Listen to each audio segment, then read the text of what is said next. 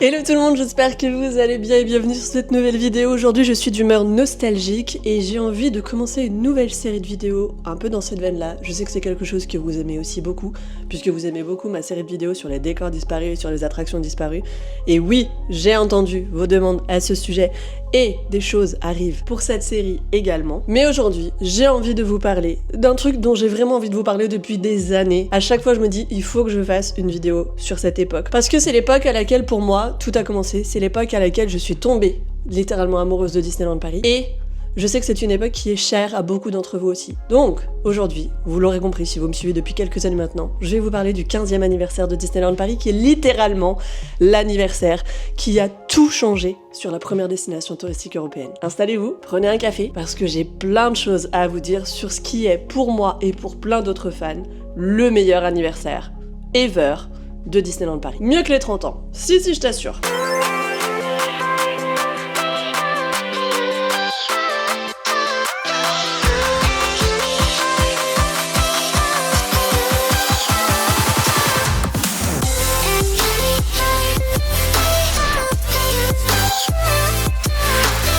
Le 15e anniversaire à Disneyland Paris, c'est littéralement l'anniversaire qui a duré le plus longtemps. Vous le savez, tous les 5 ans, Disneyland Paris organise une grande célébration pour son anniversaire, donc sur les années en 5 ou en 10.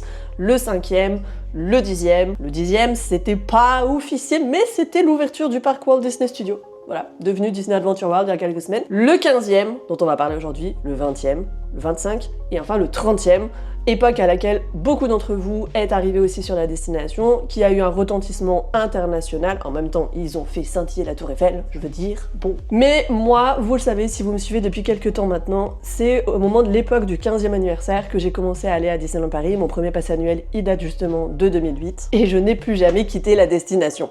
Voilà. Et donc cet anniversaire, j'en parle souvent comme une référence parce que justement c'est celui qui a duré le plus longtemps. Aujourd'hui, on sait que les anniversaires de Disneyland Paris durent un peu plus d'un an. En général, ça dure 18 mois, ça démarre vers la fin du mois de mars et ça se termine sur le mois de septembre de l'année suivante. Donc ça fait à peu près 18 mois. Mais celui-là, il a littéralement duré 2 ans. Bon, c'était un peu trop, hein. À la fin, je me souviens qu'on en avait un peu marre sur les forums, tout ça, parce qu'il n'y avait pas encore les réseaux sociaux. Les gens râlaient un peu parce qu'ils en pouvaient plus du 15e anniversaire.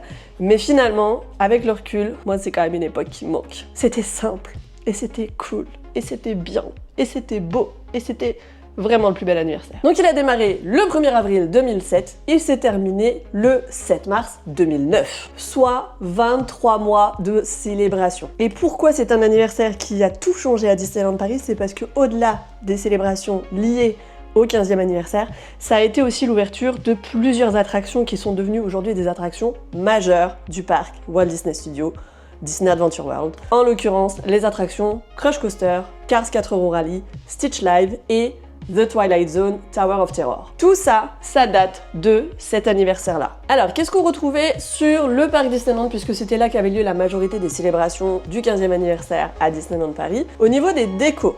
Donc déjà, il y avait des décos, il y avait des bannières lumineuses en plus parce qu'elles s'illuminaient à la nuit tombée. C'était hyper beau d'ailleurs, ça te faisait des photos incroyable. Il y avait des bannières sur toute l'allée de Main Street USA. Il y en avait plein. Il n'y en avait pas juste un peu, il y en avait la balle. Avec Lumière. Lumière qui était d'ailleurs la star littéralement de cet anniversaire, voilà, qui était partout. Quand je vous dis partout, c'est partout. Il y avait bien que le personnage qui sortait pas. Et en vrai, ça aurait été cool quand même d'avoir Lumière, tu vois.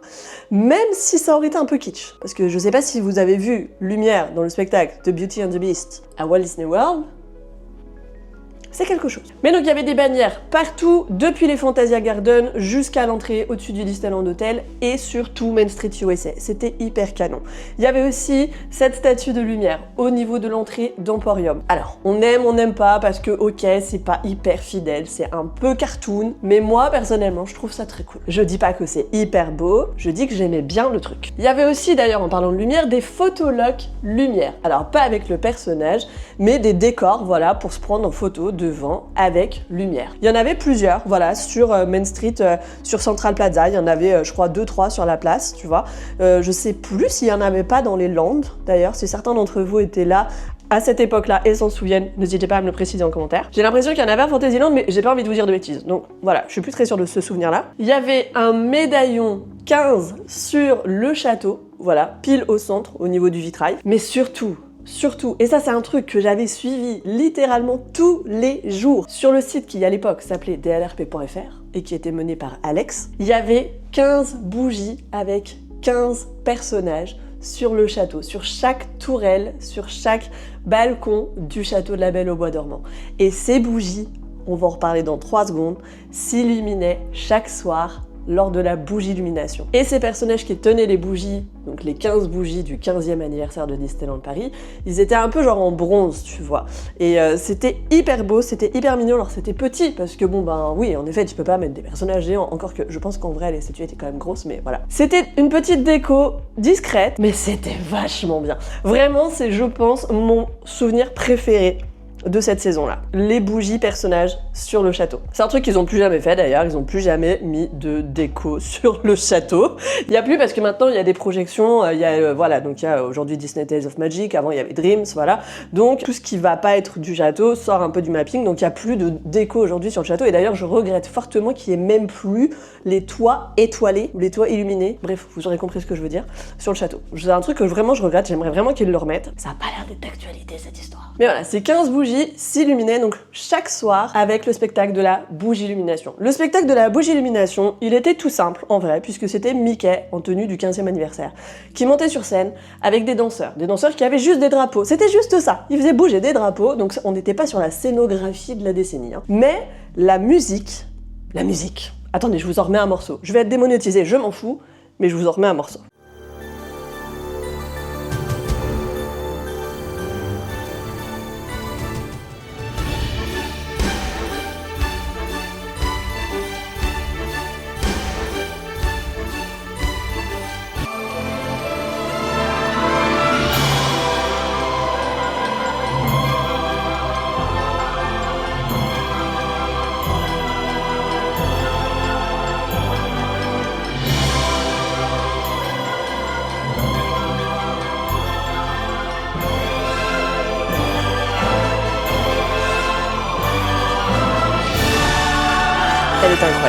Elle était incroyable cette musique.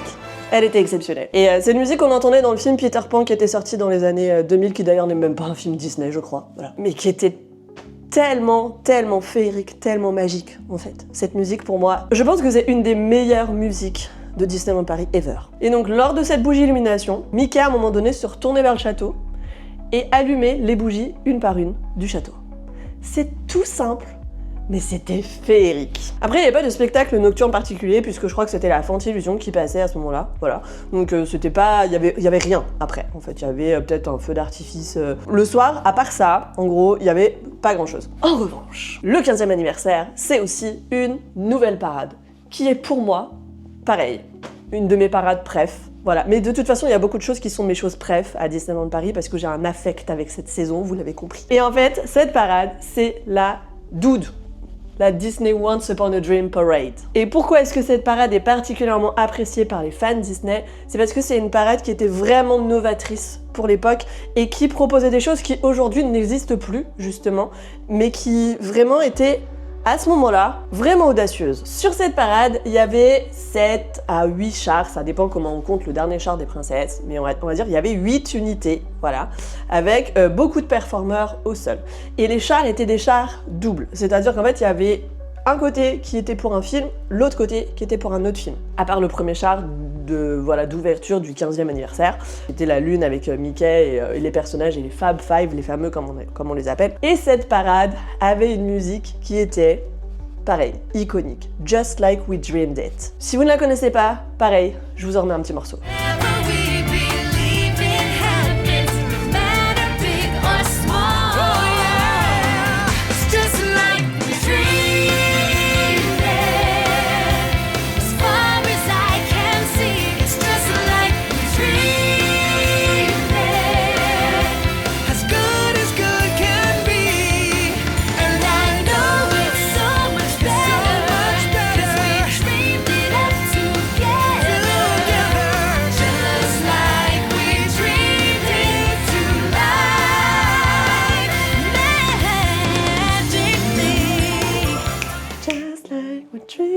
Je sais pas combien de fois j'ai écouté cette musique à l'époque quand je travaillais en agence, mais alors je peux vous dire que vraiment, la bande originale du 15e anniversaire, elle a tourné en boucle pendant que je faisais mes sites à ce moment-là. Et donc chaque char représentait un rêve en fait. Donc chaque char avait un nom à base de Dream of. Voilà. Donc le premier c'était Dream of Imagination, qui était donc le premier char avec Mickey et Minnie.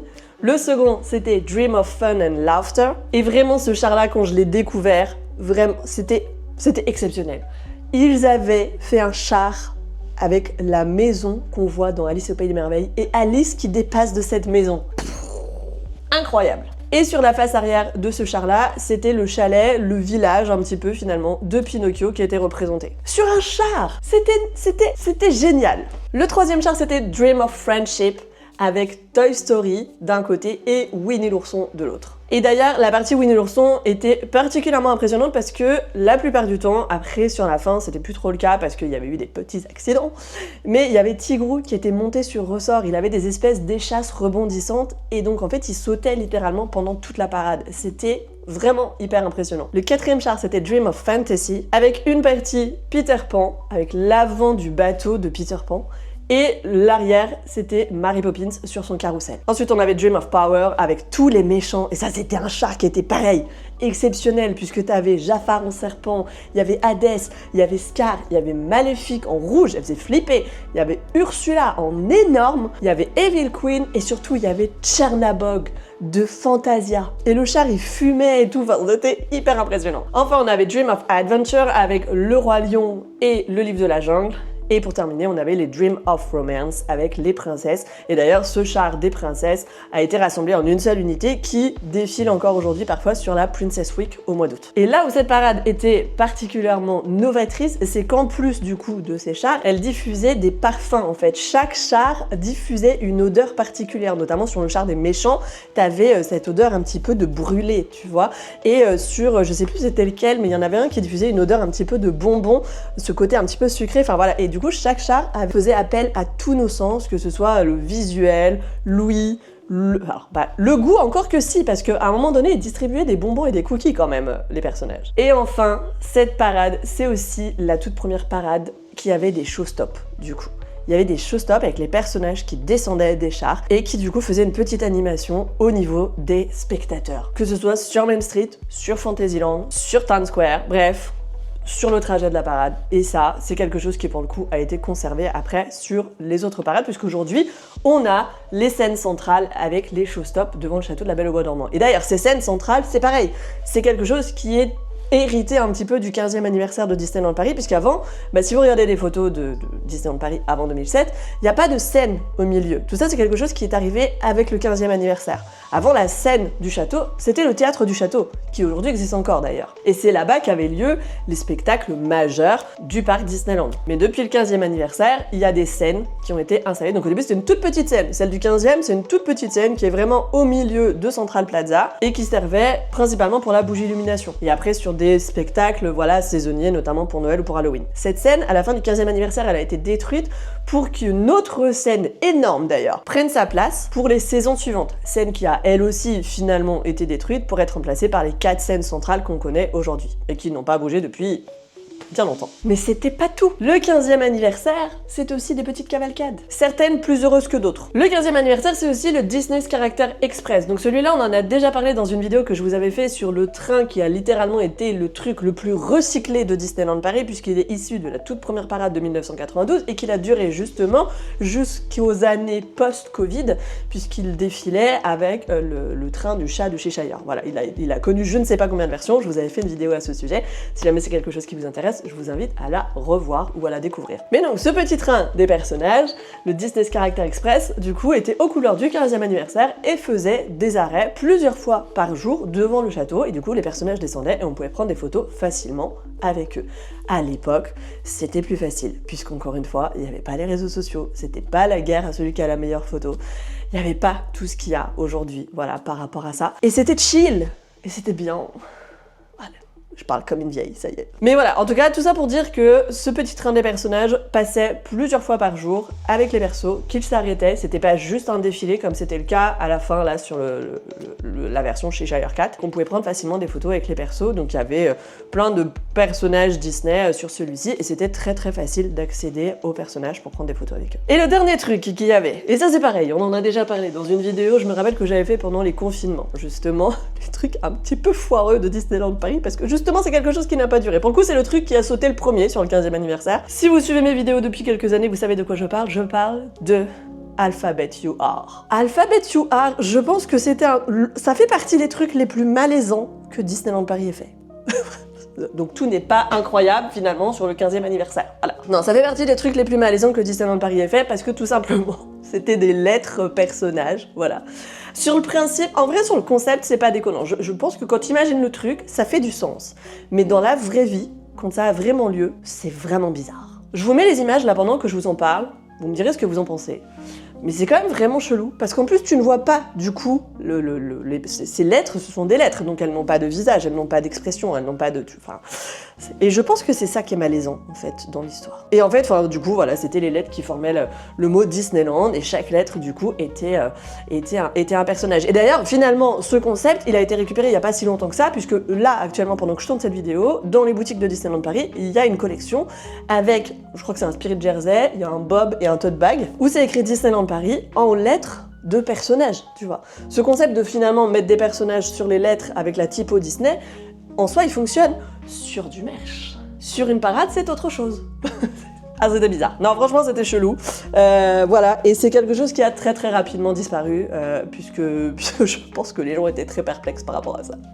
Voilà ce qu'il faut retenir du 15e anniversaire de Disneyland Paris, donc qui avait lieu en 2007. C'était vraiment une époque dorée, franchement, ça fait partie de ces années où vraiment Disneyland Paris est revenu sur le devant de la scène, a brillé d'une manière particulière. Un petit peu de la même manière que pour le 30e anniversaire, justement, mais aussi un petit peu de la même manière que dans les années 90 à l'ouverture de Space Mountain en 1995. Il y a des années comme ça, voilà, il y a des événements qui marquent vraiment l'histoire à Disneyland Paris d'une certaine manière et qui restent vraiment dans l'esprit collectif. Et pour moi, le 15e anniversaire en fait partie. C'est pas juste une question d'affect parce que c'est l'époque à laquelle moi je suis arrivée. Mais voilà, donc je sais pas ce que vous en pensez. Je sais pas si c'est une époque que vous avez connue, si vous avez des souvenirs de cette époque-là, si vous avez assisté au 15e anniversaire et s'il y a quelque chose qui vous a marqué, n'hésitez pas à partager avec moi ce souvenir en commentaire. C'est toujours cool de voir si vous avez connu ces époques ou si vous les découvrez là avec cette vidéo. Et si c'est le cas, si vous les découvrez, est-ce que ça vous donne envie d'en savoir plus? Est-ce que vous avez envie de voir un petit peu des vidéos à ce sujet? Mais je vous encourage en tout cas, voilà, à aller découvrir